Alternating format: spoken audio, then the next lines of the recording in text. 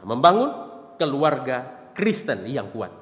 Untuk mempermudah kita mengingatnya, saya kasih kata kuncinya. Jadi membangun keluarga Kristen yang kuat harus dilakukan dengan 3 si benar.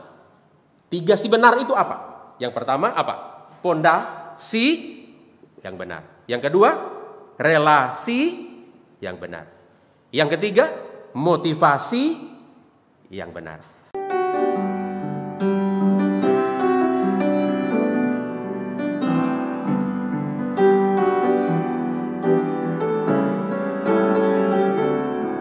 Shalom, selamat pagi untuk kita sekalian. Secara khusus untuk kedua keluarga besar dan terlebih khusus untuk Yohanes dan Jessica yang berbahagia pada hari ini. Nah, hari ini saya tidak akan khotbah panjang lebar karena khususnya bagi Yohanes dan Jessica kita sudah bertemu di dalam kelas bimbingan pranika di dalam 12 pertemuan, kurang lebih 3 bulan. Sudah banyak hal yang kita bicarakan, kita diskusikan bersama-sama secara khusus bagaimana kita harus membangun sebuah keluarga Kristen yang berkenan di hadapan Tuhan. Nah, oleh sebab itu pada hari ini saya akan menyampaikan satu renungan firman Tuhan bagi kita semua, khususnya bagi Yohanes dan Jessica. Saya mengajak kita semua untuk melihat satu bagian firman Tuhan dari Kolose pasal 3, Kolose pasal 3 ayat 18 sampai 25. Kolose pasal 3 ayat 18 sampai ayat yang ke-25. Saya akan membacakannya bagi kita, khususnya bagi 2 mempelai yang berbahagia pada hari ini. Begini kata firman Tuhan. Hai istri-istri, tunduklah kepada suamimu sebagaimana seharusnya di dalam Tuhan. Hai suami-suami, kasihilah istrimu dan janganlah berlaku kasar terhadap dia. Hai anak-anak, taatilah orang tuamu di dalam segala hal, karena itulah yang indah di dalam Tuhan. Hai bapak-bapak, janganlah sakiti hati anak-anakmu, supaya jangan tawar hatinya. Hai hamba-hamba, taatlah kepada Tuhanmu yang di dunia ini di dalam segala hal. Jangan hanya di hadapan mereka saja untuk menyenangkan mereka, melainkan dengan tulus hati karena takut akan Tuhan.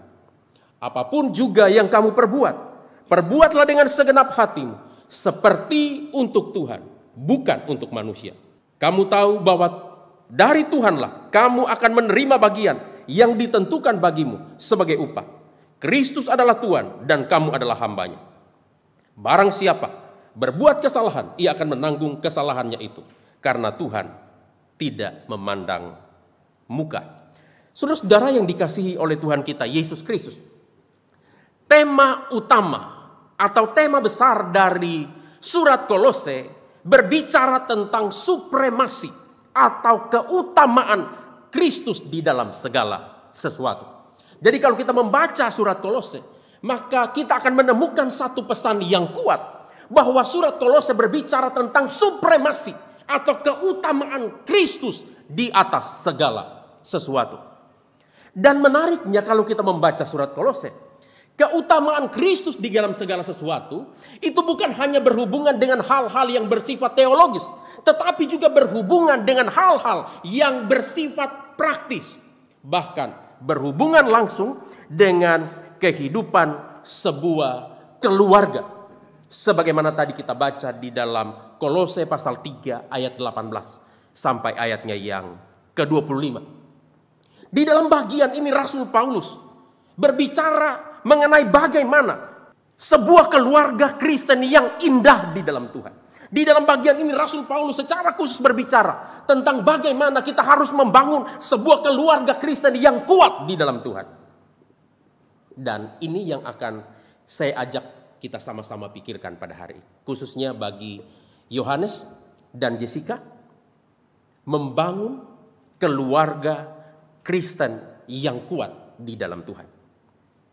Nah, pertanyaannya, bagaimana seharusnya kita membangun sebuah keluarga Kristen yang kuat di dalam Tuhan?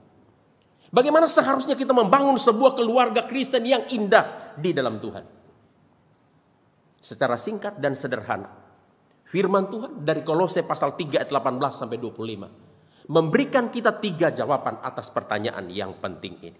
Yang pertama, keluarga harus dibangun di atas pondasi yang benar. Keluarga harus dibangun di atas pondasi yang benar. Nah, kebenaran ini yang bisa kita lihat di dalam ayat 18 dan ayat yang ke-20 dari Kolose pasal yang ketiga ini. Saudara-saudara, ketika berbicara kepada jemaat di Kolose mengenai bagaimana seharusnya kita harus membangun sebuah keluarga yang indah di dalam Tuhan, sebuah keluarga Kristen yang kuat di dalam Tuhan, baik di dalam hubungan atau relasi antara suami dan istri maupun relasi antara orang tua dan anak, Rasul Paulus 2 kali menggunakan frasa atau anak kalimat enkurio, in the Lord, di dalam Tuhan. Ayat 18 dan ayat yang ke-20. Jadi secara khusus Rasul Paulus 2 kali menggunakan frasa ini atau anak kalimat ini, di dalam Tuhan, di dalam Tuhan.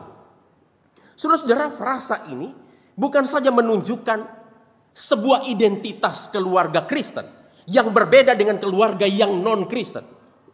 Tetapi frasa ini juga berbicara mengenai dasar atau pondasi dari sebuah keluarga Kristen yang kuat, yaitu harus dibangun di dalam Tuhan.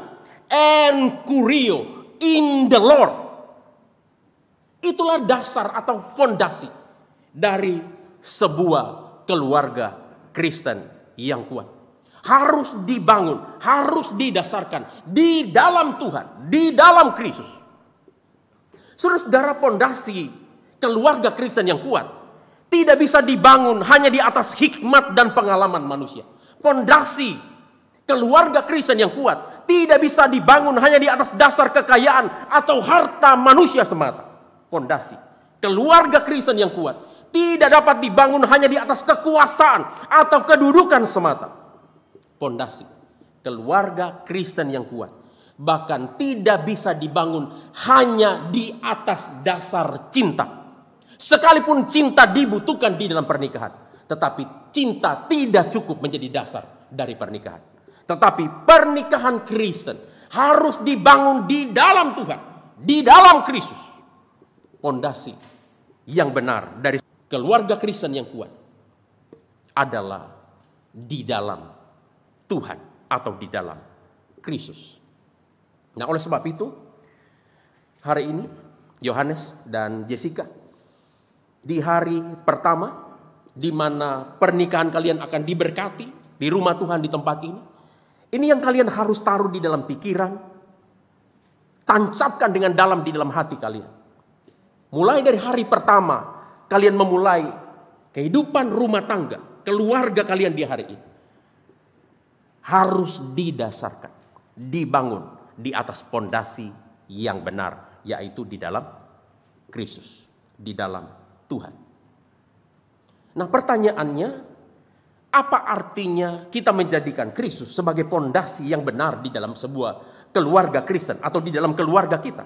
Saudara, menjadikan Kristus sebagai pondasi yang benar di dalam keluarga kita, itu berarti Kristus harus ada di dalam keluarga kita.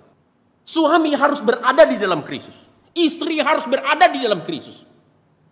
Nanti kalau kalian punya anak, juga harus dididik di dalam Kristus. Semua anggota keluarga harus ada di dalam Kristus.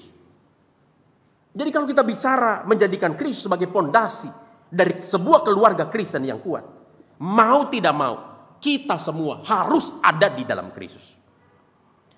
Menjadikan Kristus sebagai pondasi dari sebuah keluarga Kristen yang kuat, itu juga berarti Kristus harus menjadi Tuhan atas keluarga kita. Kristus harus menjadi raja, menjadi pemilik atas keluarga kita. Menjadikan Kristus sebagai pondasi dari sebuah keluarga Kristen yang kuat, itu juga berarti Kristus harus menjadi pusat dari keluarga kita. Semua yang kita lakukan, semua yang kita pikirkan di dalam keluarga kita harus tertuju, berpusat hanya kepada Yesus Kristus. Menjadikan Kristus sebagai pusat, sebagai pondasi dari keluarga Kristen yang kuat, itu juga berarti Kristus harus menjadi dasar dari segala pertimbangan dan keputusan yang kita ambil di dalam keluarga kita.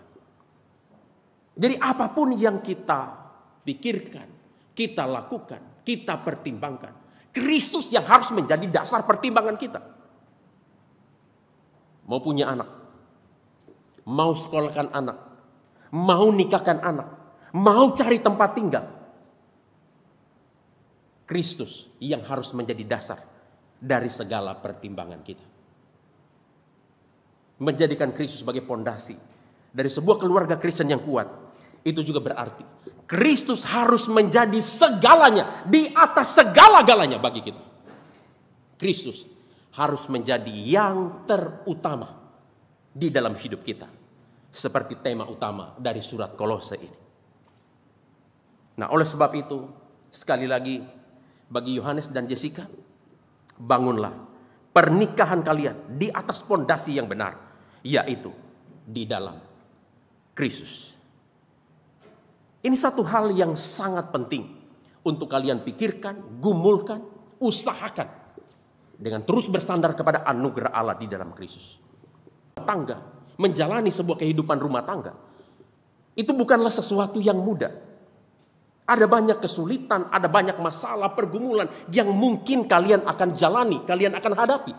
Membangun sebuah rumah tangga itu tidak seperti mobil yang berjalan di jalan tol bebas hambatan yang tanpa masalah. Tapi membangun sebuah rumah tangga, sebuah keluarga, itu seperti kapal yang sedang berlayar di tengah lautan. Kadang ada angin yang kencang, kadang ada badai yang dahsyat, bahkan gelombang yang besar. Nah, kalau pondasinya, kalau dasarnya tidak kuat, pasti akan banyak kesulitan, masalah yang kalian akan alami. Tapi ketika kalian menjadikan Kristus sebagai dasar pondasi dari kehidupan pernikahan, kehidupan keluarga kalian, masalah pasti ada. Tapi dia akan memberikan kekuatan, memberikan hikmat bagaimana menghadapinya. Pergumulan pasti banyak. Tetapi kalian pasti akan cakap menanggung segala perkara di dalam Kristus. Nah, oleh sebab itu ingat baik-baik. Ini yang pertama. Pernikahan, keluarga harus dibangun di atas pondasi yang benar, yaitu di dalam Kristus. Yang kedua, keluarga harus dibangun dengan pola relasi yang benar. Nah, kebenaran ini yang bisa kita lihat di dalam ayat 18 sampai 21. Jadi keluarga Kristen yang kuat itu bukan saja harus dibangun di atas pondasi yang benar. Tetapi sebuah keluarga Kristen yang kuat juga harus dibangun dengan pola relasi yang benar. Nah, pertanyaannya bagaimana pola relasi yang benar di dalam sebuah keluarga Kristen yang kuat, di dalam sebuah keluarga Kristen yang sehat? Nah, Alkitab khususnya di dalam ayat 18 sampai ayatnya yang ke-21 memberikan 4 pola utama. Pola relasi yang sehat, pola relasi yang benar di dalam keluarga. Supaya keluarga itu menjadi sehat, menjadi kuat di dalam Tuhan. Yang pertama, istri harus tunduk kepada suaminya. Istri harus tunduk kepada suaminya. Nah, itu dikatakan oleh Alkitab di dalam ayat 18. Hai istri-istri, tunduklah kepada suamimu sebagaimana seharusnya di dalam Tuhan. Jadi Alkitab mengatakan istri harus tunduk kepada suaminya. Saudara-saudara, di hadapan Allah, kedudukan antara laki-laki dan perempuan, suami dan istri adalah sama. Jadi statusnya sama, setara di hadapan Allah. Kalau kita membaca Alkitab, di dalam Kejadian pasal 1 ayat 27 jelas Alkitab mengatakan bahwa laki-laki dan perempuan itu konteksnya adalah pernikahan. Adalah sama-sama penyandang gambar Allah. Jadi secara status di hadapan Allah, suami dan istri sama, sejajar di hadapan Allah. Bahkan kalau kita melihat di dalam 1 Petrus pasal 3 ayat 7, Alkitab juga mengatakan bahwa suami istri adalah sama-sama teman pewaris dari kasih karunia Allah. Jadi di hadapan Allah, laki-laki dan perempuan, suami istri tidak ada perbedaan. Sama rata di hadapan Allah. Nah, tapi kenapa Alkitab katakan istri harus tunduk kepada suami sebagaimana seharusnya di dalam Tuhan? Saudara-saudara, jawaban sederhananya adalah karena Tuhan sudah mengaturnya demikian.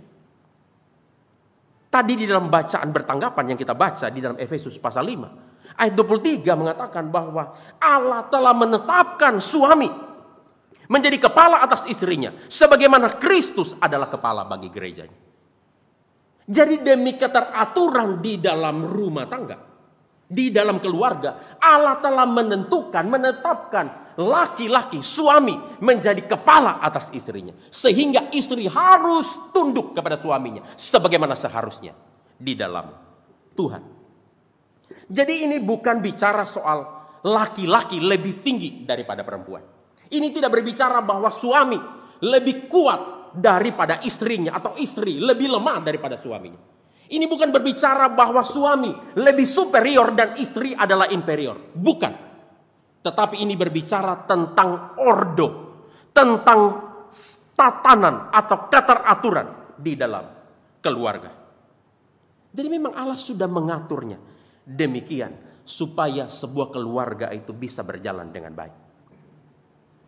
Nah, coba bayangkan kalau di dalam keluarga, di dalam rumah tangga, dua-duanya suami dan istri ingin menjadi kepala, ingin menjadi pemimpin. Sama seperti kapal yang punya dua nakoda. Coba bayangkan kalau yang satu pengennya ke barat, tetapi yang satu pengennya ke timur. Nggak pernah ketemu, bisa kacau rumah tangga, bisa kacau keluarga.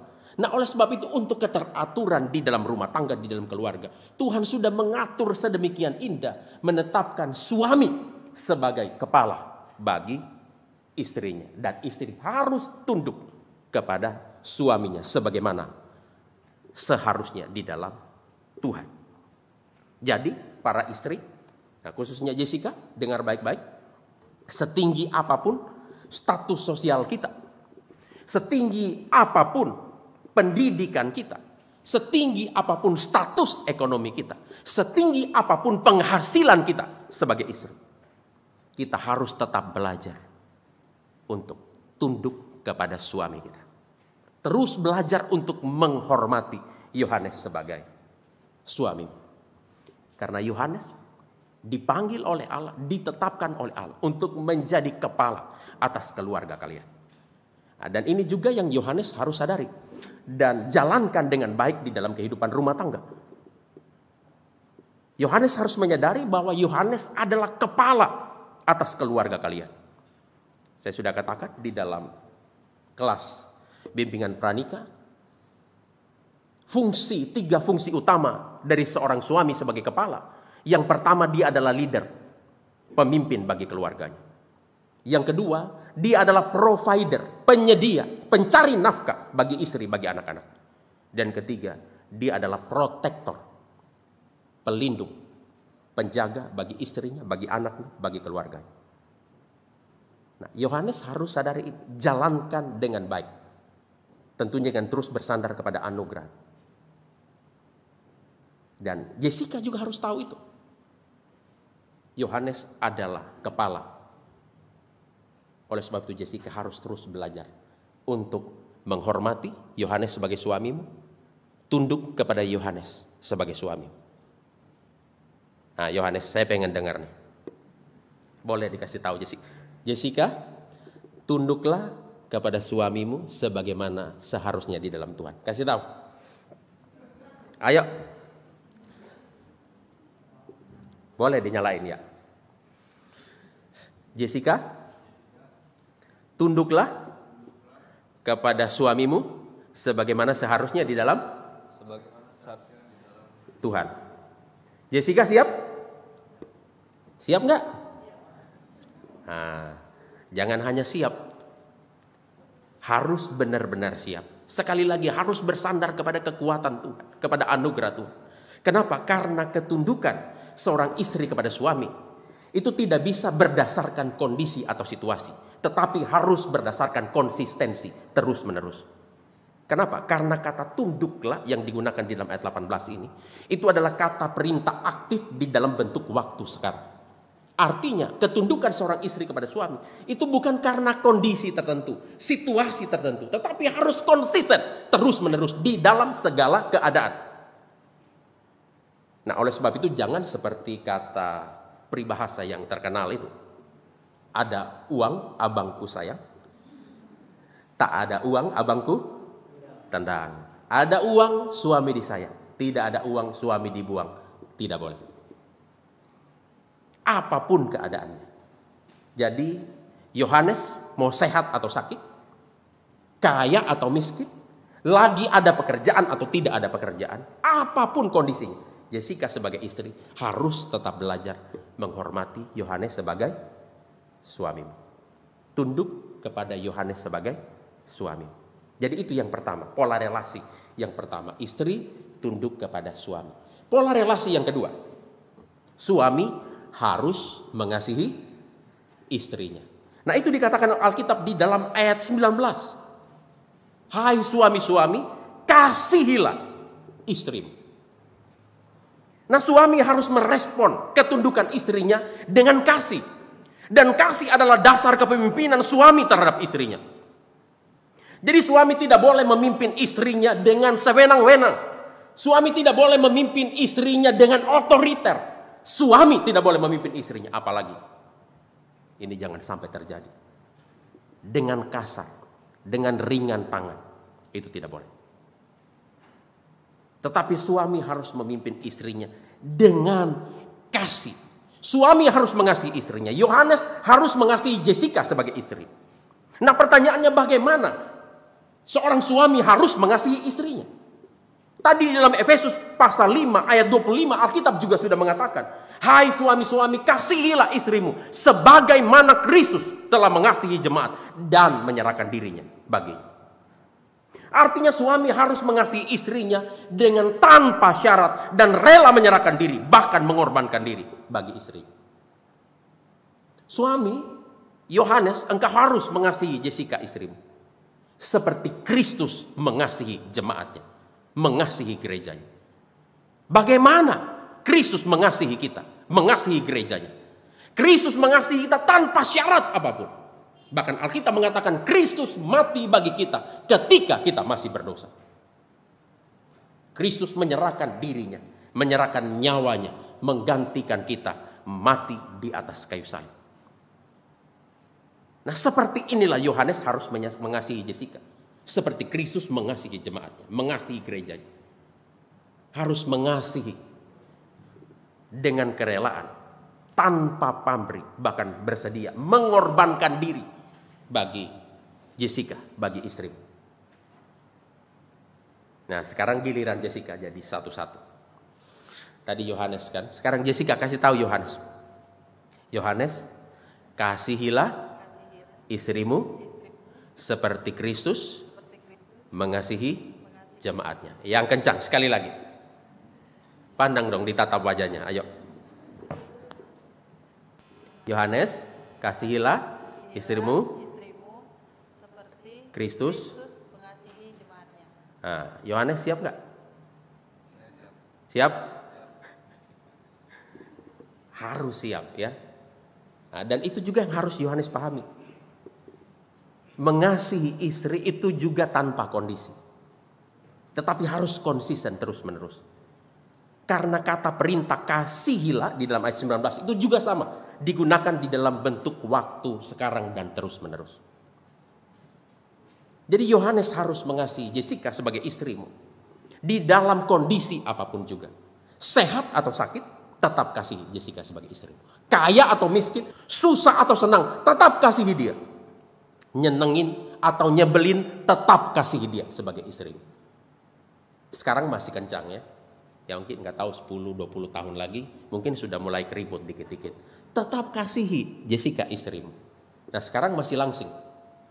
Nah, nanti kalau sudah punya anak, tambah usia bisa langsung. Tetap kasihi Jessica sebagai istrimu. Tanpa kondisi. Bahkan engkau harus rela mengorbankan dirimu bagi istrimu. Seperti Kristus telah mengorbankan dirinya bagi kita. Nah, jadi itu yang kedua. Pola relasi yang ketiga, anak harus menghormati orang tuanya. Nah, itu dikatakan di dalam ayat 20. Jadi nanti kalau Tuhan kasih anak kepada kalian, bukan saja harus dididik untuk menghormati Tuhan. Itu harus. Tetapi juga harus dididik untuk menghormati orang tua. Dan pola relasi yang keempat, orang tua harus mengasihi anak-anaknya. Nah, itu dikatakan di dalam ayat yang ke-21. Orang tua harus mengasihi anak-anaknya. Orang tua tidak boleh menyakiti hati anak-anaknya. Nah, jadi inilah pola relasi yang sehat, yang benar di dalam sebuah keluarga Kristen yang kuat. Yang pertama, istri tunduk kepada suami. Yang kedua, suami mengasihi istri. Yang ketiga, anak-anak menghormati orang tua. Yang keempat, orang tua mengasihi anak-anaknya. Nah, ini model pola relasi yang benar yang harus dijalankan di dalam sebuah keluarga Kristen. Nah, jika pola relasi ini berjalan dengan benar, maka keluarga juga pasti kuat. Keluarga juga pasti sehat. Nah, karena itu saya kasih satu quotes yang penting. Pola relasi yang sehat, keluarga pasti sehat. Ayo sama-sama kita katakan. Pola relasi sehat, keluarga pasti sehat. Jadi kalau pola relasinya benar, seperti yang tadi saya katakan, keluarganya juga pasti benar, pasti sehat. Nah, demikian juga sebaliknya. Kalau pola relasinya tidak benar, tidak sehat, pasti akan banyak masalah di dalam keluarga. Dan ini sudah dibuktikan di dalam sebuah penelitian. Salah satu dari 7 penyebab utama perceraian di dunia adalah ketika pola relasi di dalam keluarga. Suami tidak mengasihi istri, istri tidak menghormati suaminya. Ini yang menjadi salah satu dari 7 penyebab utama perceraian di dunia. Ketika pola relasi di dalam keluarga tidak berjalan dengan seharusnya, tidak berjalan dengan sehat. Nah, oleh sebab itu, Yohanes dan Jessica, ya, bangunlah keluarga kalian dengan pola relasi yang benar, pola relasi yang sehat. Yohanes mengasihi Jessica, Jessica menghormati Yohanes. Nanti kalau kalian punya anak, didik mereka, ajar mereka untuk menghormati orang tua. Orang tua juga harus mengasihi anak-anak. Yang terakhir, yang ketiga, bagaimana kita membangun sebuah keluarga Kristen yang kuat. Yang ketiga, keluarga harus dibangun dengan motivasi yang benar. Jadi sebuah keluarga Kristen yang kuat bukan saja harus dibangun di atas pondasi yang benar. Bukan saja harus dibangun dengan pola relasi yang benar, tetapi juga harus dengan motivasi yang benar. Nah, kebenaran ini yang bisa kita lihat di dalam ayat 23 sampai 25. Nah, jadi sebuah keluarga Kristen yang kuat itu harus dibangun dengan motivasi yang benar. Di dalam ayat 23 Alkitab mengatakan, apapun juga yang kamu perbuat, perbuatlah dengan segenap hatimu seperti untuk Tuhan, bukan untuk manusia. Ini bicara soal apa? Ini bicara soal motivasi yang benar. Alkitab katakan apapun yang kamu perbuat. Konteksnya tidak bisa dilepaskan dari apa yang sudah dibicarakan dari ayat 18 sampai 21. Suami mengasihi istri, istri menghormati suami, orang tua mengasihi anak, anak menghormati orang tua. Itu konteksnya. Jadi ketika kita melakukan itu di dalam keluarga, Alkitab katakan, lakukan dengan segenap hati seperti untuk Tuhan, bukan untuk manusia. Nah, jadi ingat waktu Yohanes, engkau belajar untuk mengasihi Jessica sebagai istrimu, engkau melayani dia, melakukan apapun sesuatu bagi Jessica sebagai istrimu. Lakukanlah itu dengan sepenuh hati, bukan semata-mata hanya untuk Jessica ini, tapi lakukanlah seperti untuk Tuhan. Demikian juga Jessica. Waktu engkau menghormati Yohanes sebagai suamimu, engkau melayani dia, engkau merawat keluargamu, lakukan bukan semata-mata hanya untuk Yohanes ini, tapi lakukan dengan sepenuh hati seperti untuk Tuhan, bukan untuk manusia. Demikian juga di dalam pola relasi antara orang tua dan anak. Orang tua mengasihi anak, anak menghormati orang tua. Harus dilakukan dengan sepenuh hati, bukan semata-mata untuk anak kita atau orang tua kita, seperti untuk Tuhan, bukan untuk manusia. Nah, jadi harus dibangun dengan motivasi yang benar. Kenapa harus dengan motivasi yang benar? Karena satu hari nanti kita semua akan mempertanggungjawabkan hidup kita di hadapan Tuhan. Hidup kita akan dinilai oleh Tuhan. Itu yang dikatakan dalam ayat 24 dan 25. Bagi mereka yang menjalankan pola relasinya itu seperti untuk Tuhan, bukan untuk manusia, maka Tuhan akan memberi upah. Itu dikatakan dalam ayat 24. Tetapi mereka yang tidak melakukannya seperti yang Tuhan kehendaki, juga dikatakan mereka akan mendapatkan hukuman. Jadi kelak di dalam penghakiman akhir, semua orang Suami akan bertanggung jawab kepada Tuhan. Istri akan bertanggung jawab kepada Tuhan. Orang tua akan bertanggung jawab kepada Tuhan. Anak-anak akan bertanggung jawab kepada Tuhan. Nah, oleh sebab itu, ya marilah kita, khususnya bagi Yohanes dan Jessica, ya bangunlah keluarga kalian dengan motivasi yang benar, seperti untuk Tuhan, bukan seperti untuk manusia. Karena kelak kalian berdua dan kita semua akan mempertanggungjawabkan hidup kita di hadapan Tuhan. Nah, membangun keluarga Kristen yang kuat. Untuk mempermudah kita mengingatnya, saya kasih kata kuncinya. Jadi membangun keluarga Kristen yang kuat harus dilakukan dengan 3 si benar. 3 si benar itu apa? Yang pertama apa? Pondasi yang benar. Yang kedua, relasi yang benar. Yang ketiga, motivasi yang benar. Nah, membangun keluarga Kristen yang kuat harus dilakukan dengan 3 si benar. Sama-sama kita katakan. Si yang pertama apa?